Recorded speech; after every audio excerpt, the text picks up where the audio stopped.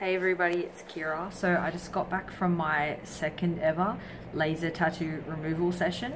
As you can see, just reveal a bit of that to you guys. Can't really see, but I suppose if I zoom in, things do get a little bloody and nasty, as you can see there.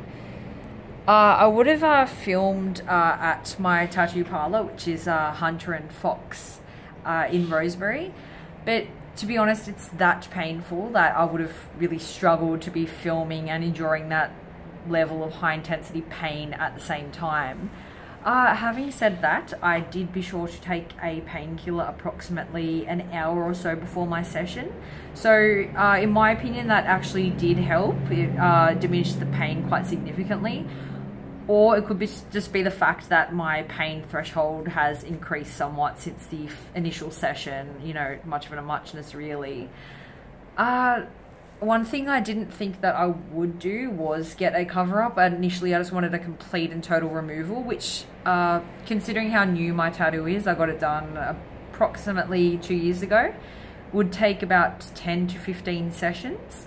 But now I'm actually going to get a cover up. I was discussing it with my tattoo removalist today actually, which is Trollsy of Hunter and Fox. And given that I got a tattoo on my birthday this year, I am contemplating doing the same thing next year, only getting a cover up. You do want to leave a lengthy period in between sessions just to allow the skin to heal, and you get a far more effective result if you do that. Yeah, so that'll give my skin sort of plenty of time to heal in between sessions. At the moment, I am going 8 weeks between each treatment, but you can go as little as 6 weeks. I just like to give it that extra period just to allow the skin to heal. Having said that, my skin has reacted quite well to it. But I guess how effective laser tattoo removal is will depend on you as a person, just your individual skin. I have a tan, which actually does affect the process as well. The newness of the tattoo, the size of it, the quality of the ink used, the color used, and I guess how deep the ink has penetrated the skin. They're all factors that will definitely play a part in how effective laser tattoo removal will be for you. The laser tattoo removal works by high intensity light beams breaking up the color pigment of your tattoo. And so obviously it works best on black ink, which is quite fortunate given that the tattoos I am getting removed currently are done with black ink. Up to a quarter of people who get tattoos will result in a removal.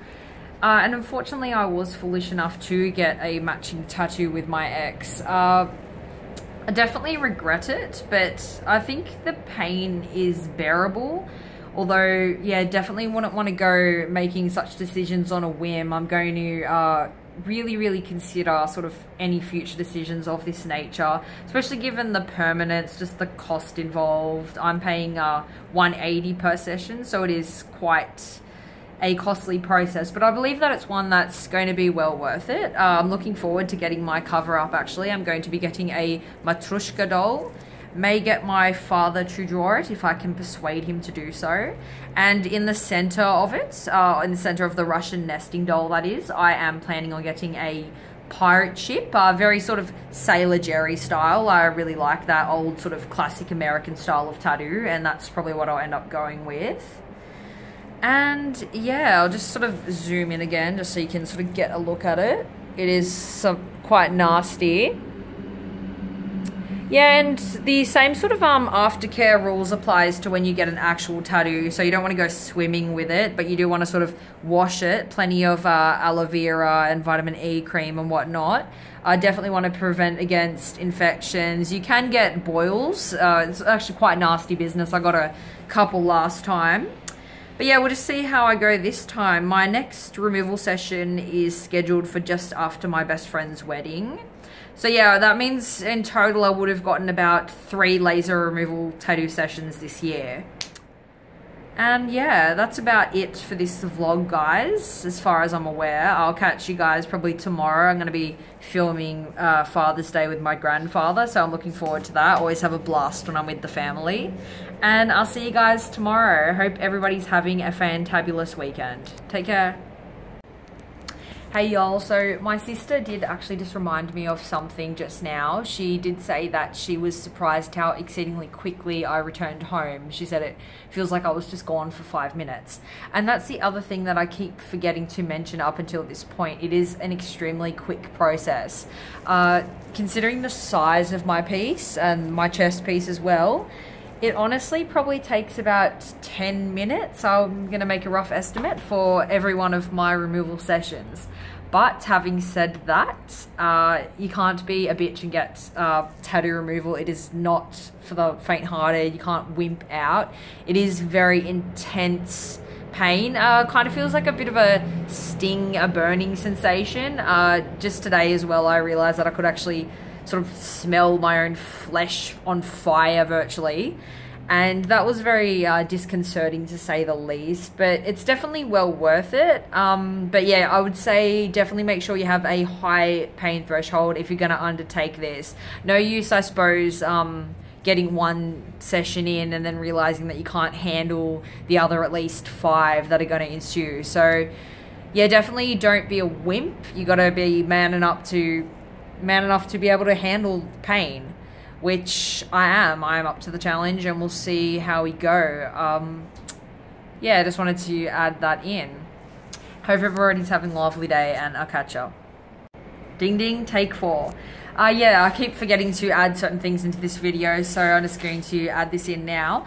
Another thing you have to be really careful about when selecting a tattoo removalist is that the industry, at least here in Australia, is not regulated at all. Definitely do your research. You know, I'm the kind of person, I spend at least a year researching things. I spend a year researching my tattooist, a year researching my plastic surgeon, a year researching my tattoo removalist.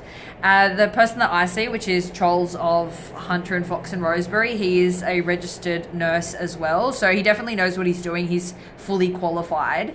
But as it currently stands, and unfortunately in Australia, as I said, the industry is not regulated, which means that you get a lot of dodgy people just opening up their own shop just to, you know, earn a buck or two without having the relevant qualifications. So definitely make sure to do your homework, as with anything. And yeah, don't make poor life choices to begin with, and then you won't even end up in this mess. Oh, and one last thing, make sure to get plenty of rest following a tattoo removal session. The effectiveness of your tattoo removal is largely contingent upon your body's lymphatic system and its ability to rid itself of the toxins of the ink. So definitely you want to be drinking a lot of water and staying hydrated both pre and post tattoo removal. Yeah, so essentially whenever I do have a session, I don't really book in much else for myself for the day. For example, for today, I've just come home immediately following my appointment. I'm going to make sure I eat right away just to keep the blood sugar levels up. And I'm going to be having at least 3 liters of water today, and honestly spending the rest of the day sleeping. And yeah, that's basically how I believe you achieve the best possible outcome for yourself. And yeah, you definitely want to be keeping up your fluids post tattoo removal. Thanks, guys.